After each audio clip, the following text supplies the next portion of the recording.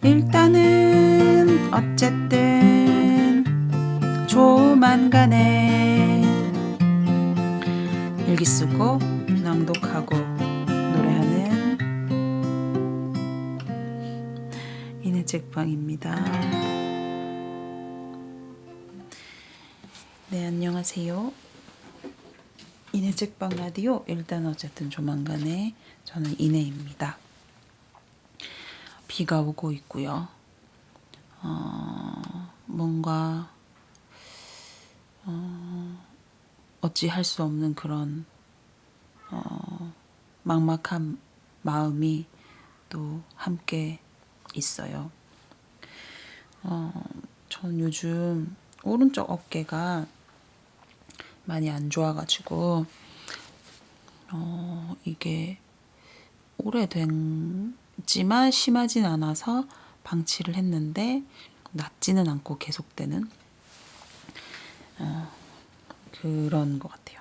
근데 이게 관절은 나이가 들면 그렇게 되나요? 제가 왼쪽 팔목을 한번 살짝 삐끗했는데 그게 이제 100% 나아지진 않더라고요.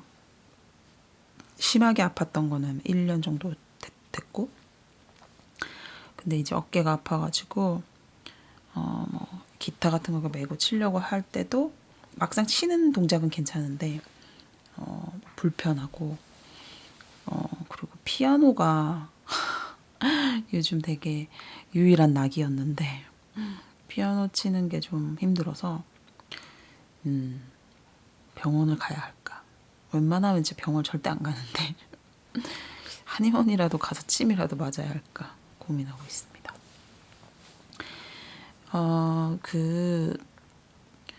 요즘 이제 온라인으로 글쓰기 워크숍을 이렇게 저렇게 진행하고 있는데 내가 감히 뭔가 워크숍을 뭔가 멘토나 리더나 뭐 이런 걸 할 수 있을까 싶을 정도로 사람들이 글을 참 잘 쓰더라고요. 제가 머리로는 사람들이 저마다 자신의 시선이 있고 다 다른 역사와 유전자와 가정환경과 생김과 목소리를 가지고 있잖아요. 그러니까 그 사람들이 그런 자기를 잘 살려서 이렇게 쓰기만 하면 분명히 되게 유니크한 글이 되니까 좋은 글이다 라고 믿고 있긴 한데 근데 진짜로 좋더라고요. 이게 무슨 소리야. 저마다 이제 글에 대한 자신만의 컴플렉스라든지 뭐 잘 쓰는 누군가를 바라보는 부러움이라든지 그리고 실제로 뭐 인기를 얻는다거나 유명해진다거나 뭐 우러러 봄을 당하는 그런 글들은 소수니까 대다수의 사람들은 뭐 당연히 자기 글은 부족하다고 생각하겠지만 근데 정말로 그런 결과랑 상관없이 반짝이는 어떤 이야기들이 저마다 있는 것 같아요. 이제 요즘 산책하는 노트라는 프로그램이 시작했는데 첫 주 미션이 창밖을 관찰하는 거거든요. 이게 저도 잘 안 하는 거여서 유심히 하려고 하는데 오늘 이제 창밖을 보는데 비가 내리고 있었거든요. 근데 그 전깃줄에 원래 뭐 새만 났는 줄 알았더니 물론 전기를 전달하는 목적이 있지만 그 빗방울이 전깃줄 위에서 또르릉 또르릉 또르릉 이렇게 간격과 박자를 맞춰서 움직이는데 그게 되게 막 예쁘고 춤 같고 그냥 보고 있는 것만으로 되게 멍 때리기 좋은 그런 장면이더라고요. 잘 몰랐어요. 처음 본 거예요. 이제 글쓰기 미션 같은 거를 제공하면서 제가 고민해가지고 사람들한테 같이 해보자 이렇게 응원하는 역할이라고 생각하는데 그러면서 진짜 제가 너무 무심하게 살았고 새롭게 발견하는 게 너무 많고 고마운 것 같아요. 어쨌든 제가 변명을 드리자면 그런 일과가 갑자기 너무 많아져가지고 제가 그런 일을 주로 이제 라디오에서 하던 일인데 그 에너지를 이내집방 라디오에 쓰던 그 한낮 얼마 안 되는 그 에너지마저도 다 끌어서 써야 되는 일들이 요즘 생겨가지고 일기를 자꾸 제가 라디오를 일기라고 라디오를 꾸준히 하지 못하고 일주일에 한 2-번 하고 있나요? 네, 그래서 재밌는 얘기 하나 하고 마무리할게요. 제가 지난번에 출연해 주셨던 우리 서귤 작가님께서 퇴근하면서 제 라디오를 들으신다는 걸 제가 알고 있거든요. 그래서 제가 라디오를 하는 동력이 약간 그래 서귤님 퇴근할 때 들으셔야지 하면서 매일 했던 것도 뭐 10% 이상은 있어요, 지분이. 근데 이제 서귤님께서 어떤 개인적인 사정으로 회사를 좀 안 나가셨거든요, 쉬셨거든요. 근데 그 기간 동안에 제가 안 하게 되는 거예요. 서귤님 출근 안 하시니까. 근데 이제 다시 출근을 시작하신 서귤님께서 전화가 와가지고 자기가 이제 많이 밀려 있으니까 들을 수 있겠지라고 생각했는데 없어가지고 진짜 리얼 당황하시더라고요. 그래서 그게 너무 웃겨가지고 네, 그 이야기를 전하면서 비 오는 날이고 제가 그 우리는 영영 볼 수 없겠지만 이라는 도티클 작가님의 그 편지글 모음 책을 텀블벅 해가지고 받았거든요. 그래서 그 신상 책을 오늘 한번 낭독해 보고요.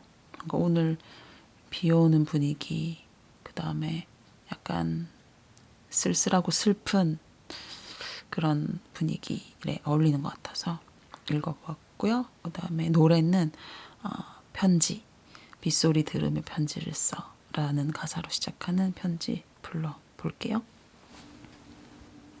어쨌든 낭독. 오늘은 따끈따끈한 책 도티클님의 우리는 영영 볼 수 없겠지만 20통에 수신인이 없는, 그러니까 있긴 있지만 직접 정말로 전달해 줄 수는 없는 그런 사람들에게 쓴 편지를 모은 책이에요. 마지막 편지 할머니께 한번 읽어볼게요. 139페이지입니다. 할머니께. 생각할 때마다 마음이 따뜻해지는 장면이 있어요. 누군가 제게 손을 흔들어 주고 있습니다. 잘 가라고, 조심히 가라고, 또 오라고. 아무 말 없이 5층 창문 바깥으로 손만 흔들 뿐이지만 그 손짓에서 저는 그걸 느낄 수 있었거든요. 저도 힘껏 손을 마주 흔들어요. 그리고 차가 출발하죠. 고개를 숙여 창문새로 위를 쳐다보면 아직 거기에 그 사람이 있어요. 외할머니 아직도 손 흔들고 계시네. 외갓집에 갈 때마다 반복되던 풍경. 반가운 마중도 기분 좋지만 애정 어린 배웅을 받노라면 VIP가 된 것만 같아요. 할머니는 늘 저를 VIP로 대우해 주셨죠. 그 풍경은 이제 기억 속에서만 가끔 재생돼요. 부산에서 함양으로 귀촌하신 후로 할머니를 한 번도 뵙지 못했잖아요. 가봐야지 생각만 하다가 가보기도 전에 할머니가 돌아가셨네요. 돌아가셨다는 소식을 들었을 때 어안이 벙벙했어요. 할머니가 왜? 위중한 병을 앓으신 것도 아니었잖아요. 80이 넘도록 7자식은 물론 그들의 배우자와 자식까지 20명이 넘는 사람들의 생일을 다 기억할 만큼 총기 있던 분이었잖아요. 죽음은 늘 갑작스럽다지만 할머니의 작고는 정말이지 한마디 예고도 없이 들이닥쳐서 선뜻 믿기지 않았습니다. 이튿날 오후 식장에 도착해 입관식을 보지 못했어요. 거기에 할머니는 없는데, 할머니 말고는 다 있는데, 할머니의 식은 몸을 보지 못한 탓인지 울면서도 실감이 안 났어요. 눈물 자국이 묻은 엄마에게 할머니의 사인을 여쭙습니다. 그저께 폐에 물이 차서 급하게 입원했는데 어제, 그러니까 이번 하루 만에 돌아가셨다는 거예요. 어떻게 그럴 수가 있지? 그럴 수도 있더라고요. 할머니는 저녁을 잡수고 씻고 양치까지 한 뒤 침대에 누우셨대요. 그리고는 가셨대요. 너무나 할머니다운 말끔하고 고요한 죽음이라서 마냥 슬퍼할 수만도 없겠더라고요. 유골함을 묻은 4월, 그날은 참 화창했어요. 검은 옷을 입고 줄지어 오르던 산에 온 사방이 꽃이더군요. 이건 무슨 꽃이고 저건 무슨 꽃이고 하며 감탄하는 이모들의 얼굴에 그늘진 슬픔은 없었어요. 할머니의 죽음이 비극적이지만은 않아서 꽃을 들여다볼 여유쯤은 잃지 않을 수 있었나 봐요. 엄마는 쑥까지 캤는걸요. 산에서 내려와서는 돗자리를 깔고 앉아 음식을 나눠 먹었고요. 여느 때처럼 농담도 주고받으면서요. 대나무 숲에서 불어오는 산들바람이 상복 입은 이들을 부드럽게 어루만져주는 듯했습니다. 장례를 치르는 중인데 꼭 소풍을 온 것 같았어요. 이토록 산뜻한 장례도 있을 수가 있구나. 좋은 끝이다. 그날 처음 할머니의 시골집에 가봤어요. 이곳에서 할머니를 뵌 적이 없는데 할머니가 그대로 느껴졌어요.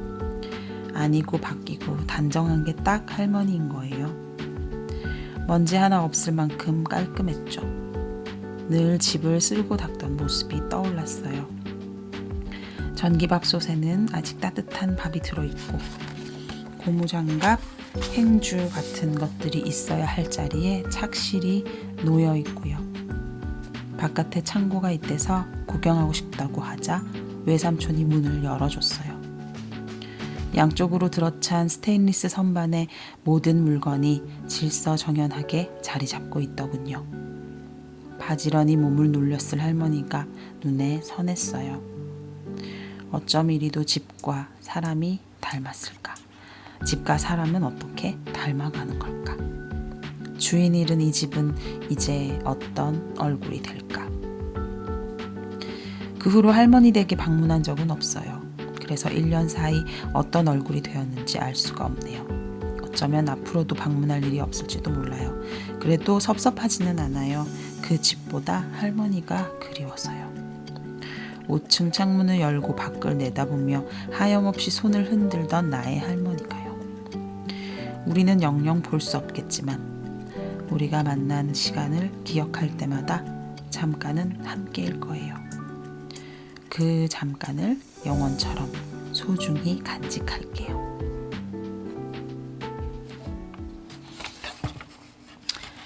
너무 좋네요. 읽다 보니까 책의 제목이 여기서 나왔네요. 우리는 영영 볼 수 없겠지만. 제가 원래 편지를 모은 책을 좋아하기도 하고, 그리고 도티클 작가님이 처음에 독립출판 내시고 이런저런 데서 부디 이제 보다가 제가 이후북스에서 했던 글쓰기 워크숍에 나타나신 거예요. 그래서 그런 경우에 진짜 민망하거든요. 나보다 글을 잘 쓰시는데 왜 오셨지? 이러면서. 근데 그거는 뭐 이제 반복하면서 알게 되는 것 같아요. 진짜 모든 사람이 자기 목소리로 글을 쓰면 그 글이 진짜 너무 좋구나. 그거를 지금 제가 하고 있는 뭐 10문장 쓰기 워크숍이나 산책하는 노트 뭐 그 사이에 이런저런 경험이 쌓이다 보니까 저마다의 사람들이 자기 이야기를 가지고 있다는 게 그게 글로 드러났을 때 안 좋기가 힘들다는 게 느끼고 있는데, 도티클 작가님은 특히 엄청 그 섬세한 시선이라고 해야 되나? 그게 항상 느껴졌어요. 그래서 제 입장에서는 제가 못 가진 어떤 부분이어서 항상 너무 이제 아름답게 바라봐졌던 것 같거든요. 아니나 다를까 정말 스쳐 지나갔던 어린 시절의 그 친구들 한 명 한 명까지 호명하고 그 순간들을 기억하면서 이제 편지로 풀어내셨는데 좀 감탄하게 되었네요. 그러니까 그게 이제 동시대를 저보다 어리시긴 하지만 아무튼 동시대를 살아온 한국 여성, 게다가 이제 지방 출신 이런 데서 겹쳐지는 게 되게 많았어요. 그 시절에 뭐 어린 시절에 누구나 약간 고약한 친구들 사이에서 겪는 것들 있잖아요. 이제 와서 생각해보면 되게 자연스럽지만 그런 역학관계에 취약한 아이들이 벌이는 그런 사악한 일들이 겪으면서 컸기도 했고, 또 이제 뭐 학교 선생님, 그 다음에 취직해서 겪었던 상사, 뭐 그런 것들이 이렇게 스치면서 그런 거 있잖아요. 굉장히 사적인 이야기지만 단단한 그 우리 이야기를 담고 있고, 그래서 누구의 가슴을 다 만지고 갈 수 있는 그런 편지글들이 아닐까 했어요. 할머니 생각도 났고요. 정말 VIP 대접해 주시잖아요. 할머니들은 갈 때 나와서 인사해 주시는 게. 그래서 비 오는 날은 역시 편지죠. 이러면서 오늘 읽어보았습니다. 조만간의 노래. 빗소리 들으며 편지를 써 누구에게 쓰는지보다 누가 쓰는지 더 중요한, 뱉어내곤 기억해내지도 못할 이기적인 편지. 머리를 꺼내 가슴에 들고 비껴설 소망을 찾아 봄을 기다리는 건 몇 해를 더 해야 끝날 수 있을까.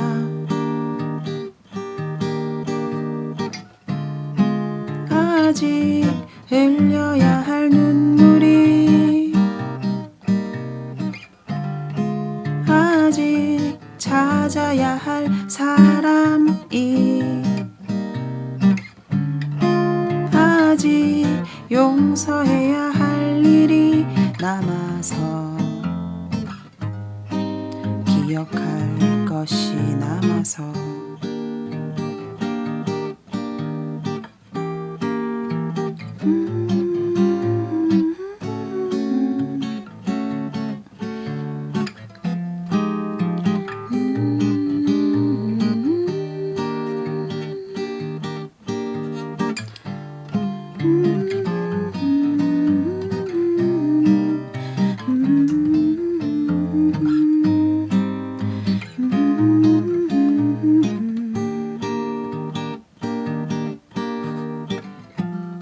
머리를 꺼내 가슴에 들고 아침이 오는 동안 매년 한 칸씩 줄어드는 봄을 기다리며 써내려가는 거야. 누가 쓰는지보다 누구에게 쓰는지 더 중요한, 편지를 쓸 때까지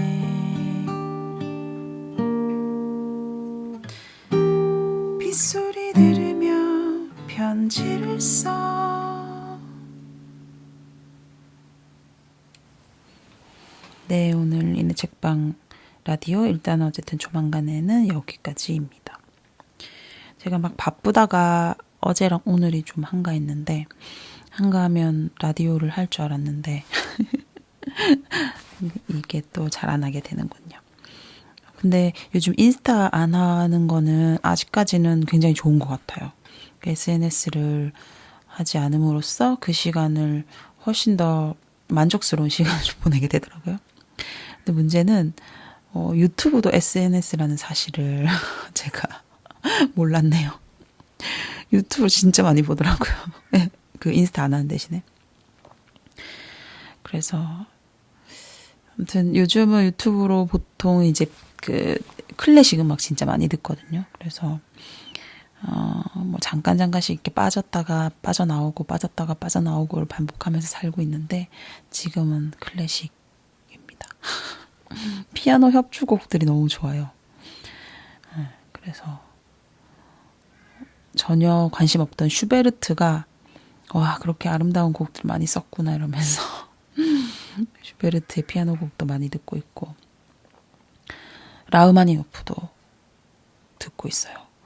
좀 러시아 쪽에 약간 그 뽕삘이 좀 들어있는 그 정서가 또 좋더라고요. 네, 뭐 어디서 뭐하고 지내시나요? 누가 듣고 있는지 이젠 잘 모르겠어요. 매일 듣지도 않고 뭐 피드백을 받는 것도 아니니까. 그럼에도 불구하고 저는 이것을 이 이내식반 라디오를 그래도 노래를 한 번 더 불러보아야 할 때 생각하고요. 또 확실히 그 낭독을 좀 길게 해놓으니까 갑자기 생각나서 다시 듣고 싶을 때 책을 딱 찾아볼 수는 없잖아요. 근데 유튜브 들어가서 좌표를 찍어놨으니까 그 좌표 탁 찍고 낭독만 다시 좀 듣고 그런 식으로 잘 활용하고 있는 것 같아요. 네, 우리 잘 지냅시다. 건강하게 잘 지내요. 마음속에서 일어나는 것들, 답답한 것들, 뭔가 꽁꽁 안으로 가지고 있지 말고 누구에게라도 좀 꺼내고 글이라도 써가지고 풀어내고 그러면서 자신의 그 추함과 세상의 악함도 그게 너무 힘들지 않아지기를 바라는 마음입니다. 제가 지난번에 그 마지막에 편집을 잘못해가지고 마지막 인사가 빠진 채 어설프게 끝났더라고요, 방송이. 어쩌다 그렇게 되는지 모르겠어요. 그래서 오늘은 제대로 해야겠어요. 네, 우리에게 또 다른 하루가 계속해서 쏟아지고 있으니까요. 다시 시작해 봐요.